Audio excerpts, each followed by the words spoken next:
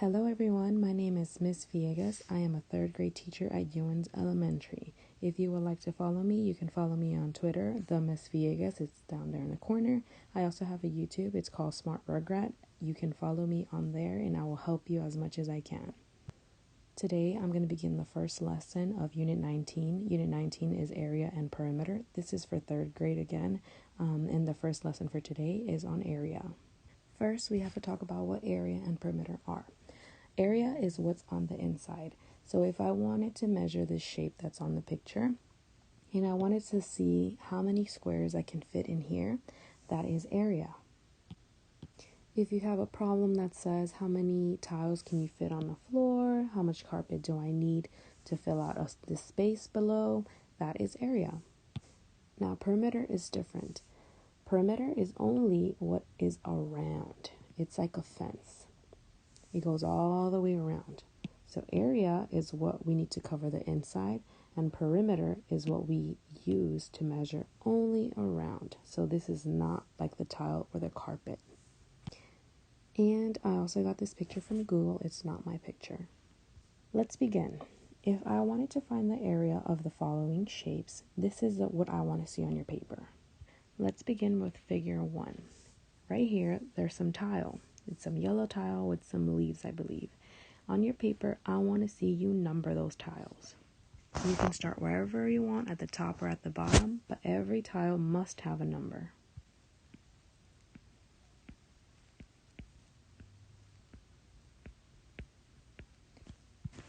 For figure A, there are a total of 9, so the area for this shape is 9. I also want to see it at the top of your shape. I'm going to go ahead and do the other ones. You go ahead and do them too. Now, notice how I have numbers on every single square, and I also put the area on the top. I haven't even looked at the questions yet, which is what I want you to do. Now that my area is labeled for all of the figures, I can finally look at the questions. The first question says, how many square tiles make each figure? Figure A has 9 tiles. Figure B has 8 tiles. Figure C has 9 tiles. Now let's answer number 2. Each tile is 1 square unit. What is the area of each figure? I want you to write sentences. You should have 3 sentences. I want you to use this sentence stem. The area of figure blank is blank square units. Now let's answer question 3. Which figure has the smallest area? Look at the numbers 9, 8, and 9. I see 2 numbers are the same, so let's compare 9 and 8. I'm going to write the number 9 first. I'm going to have a circle here, and I'm going to write the 8. In here, is in the circle, this is going to be where I put my symbols. Now, I know that 8 is less than 9, and I know that 9 is more than 8. That means that 9 is going to get 2 dots, and the number 8 is only going to get 1 dot. Now, if I connect the dots, there is my symbol. 9 is greater than 8.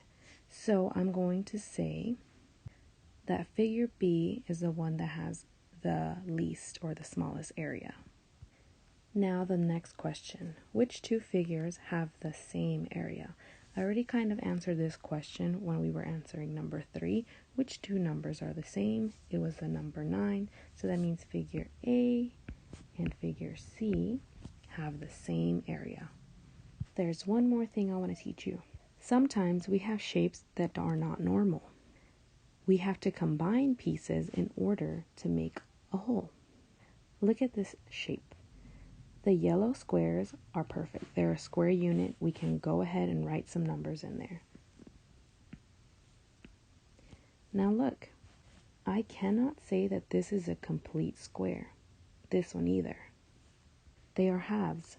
When we learn fractions, we know that 1/2 plus 1/2 equal 1 whole.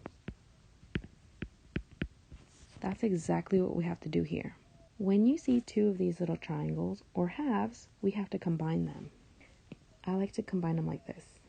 This shape goes with this one. They are a pair, just like a heart. Now I put the number 4 in here because together they make 1 whole, which is the number 4. So the area of this shape is 4 square units. Now I want you to try these. You can go ahead and pause the screen and just try it. Try to answer the questions on your own and see if you got it. Make sure you pause because I will be giving you the answers on the next screen. So these are the answers.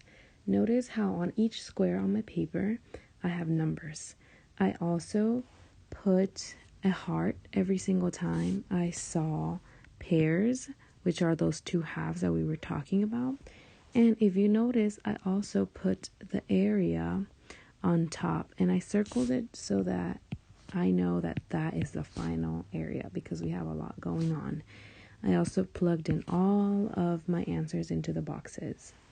Now I have 4 more problems for you to practice on your own.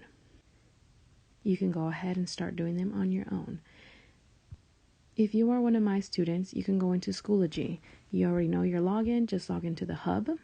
After that, you're going to click on my picture and you're going to click on math. You're going to see something that says lesson 1. It will be a discussion and you just plug in your answers.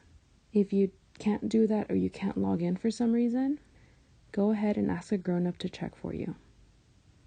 Thank you for watching. You did an awesome job today and I will see you on the next one. Bye.